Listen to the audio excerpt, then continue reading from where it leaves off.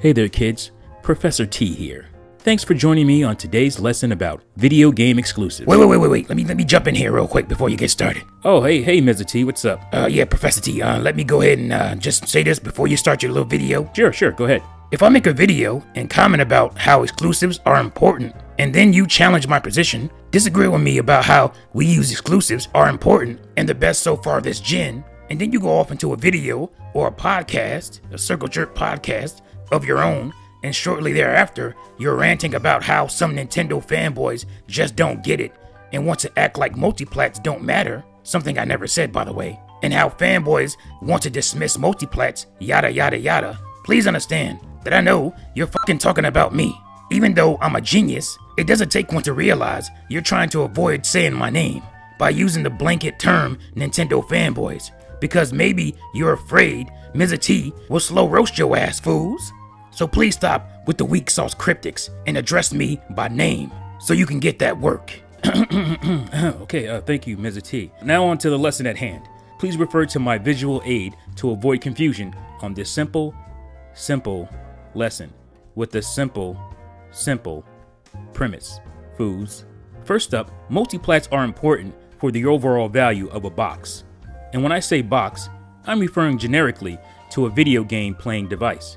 Multiplats cannot be the main reason you buy a particular box because the multiplat is offered on multiple boxes.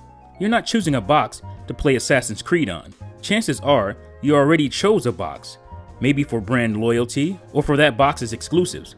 And Assassin's Creed is a bonus if you happen to like Assassin's Creed games, of course. So if Xbox One, PS4, and PC all have Assassin's Creed as a multiplat, how do you decide which box to buy based on the fact that that game is on all boxes? Does having access to Halo or Uncharted or Zelda matter more to you than having the best performing version of Assassin's Creed? You tell me. Now, I understand that the Wii U makes this a little harder because at this point, it gets almost no multiplats. And fans of many multiplats became fans of those multiplats on other boxes, as those games were not offered on Nintendo platforms.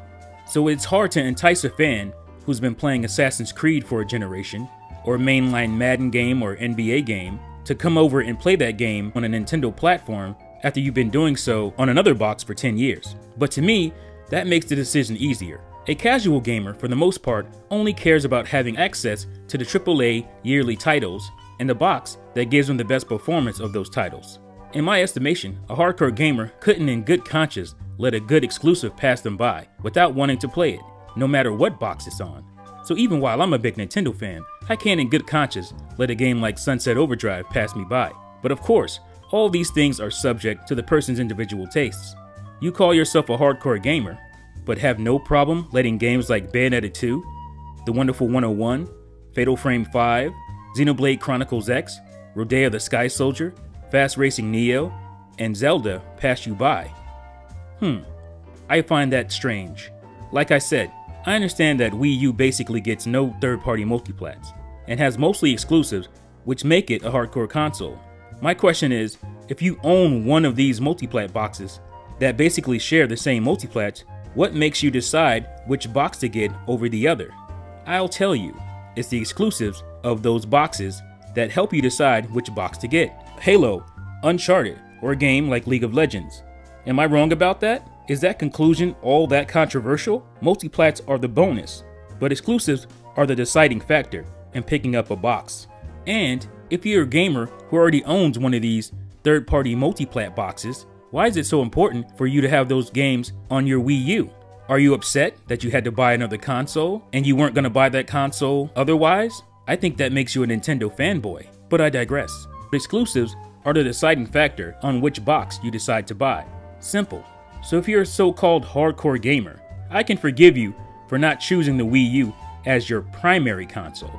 But if you're as hardcore or a real gamer as you often say, then Wii U should at least be your secondary console with all those critically acclaimed and simply awesome exclusives. So, you're hyped for Final Fantasy 15 and Persona 5, but not for Xenoblade Chronicles X and Shin Megami Tensei Cross Fire Emblem?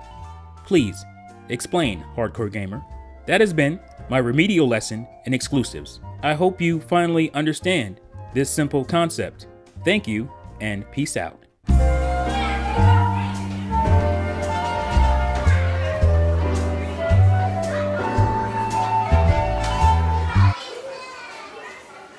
Oh yeah, one more thing.